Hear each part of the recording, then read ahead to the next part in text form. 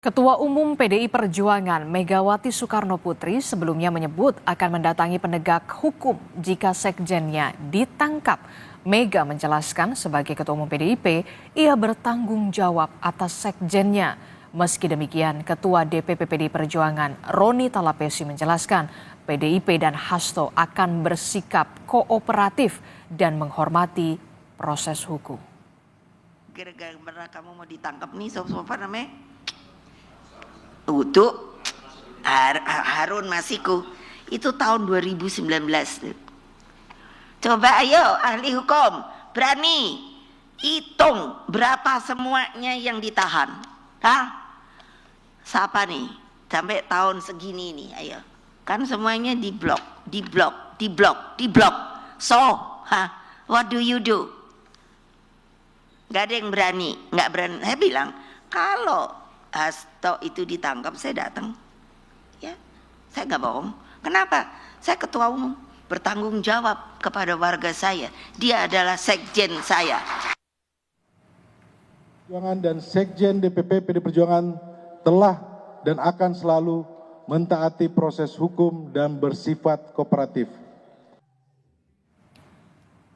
Sementara itu, Presiden ke-7 Republik Indonesia Joko Widodo merespon penetapan tersangka Sekjen PDIP Hasto Kristianto. Disinggung soal namanya yang masih dikaitkan dengan kasus itu, Jokowi menjawab santai. Ia menegaskan dirinya sudah purna tugas. Jokowi meminta menghormati seluruh proses hukum yang ada.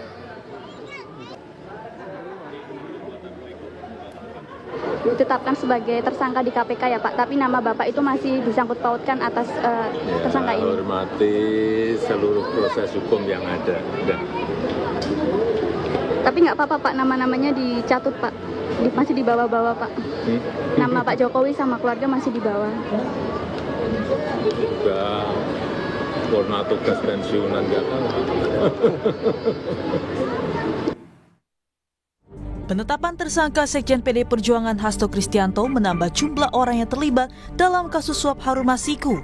Diduga memiliki peran sebagai pemberi suap, Hasto Kristianto ditetapkan sebagai tersangka kelima. Selain memberikan suap, KPK juga menemukan fakta dan memiliki bukti jika Hasto Kristianto lah yang meminta Harun Masiku merendam alat bukti telepon genggam dan menyuruh Harun Masiku segera melarikan diri. Bahwa pada tanggal 8 Januari 2020 pada saat proses tangkap tangan oleh KPK, Saudara HK memerintahkan salah satu pegawainya di Jalan Sultan Syahrir yang biasa digunakan sebagai kantor untuk menelpon kepada HM dan memerintahkan supaya merendam HP dalam air dan segera melarikan diri. Bahwa pada tanggal 6 Juni 2024, sebelum Saudara HK diperiksa sebagai saksi oleh KPK, Saudara HK memerintahkan kepada salah satu pegawainya untuk menenggelamkan HP yang dalam penguasaan pegawai tersebut agar tidak ditemukan oleh KPK.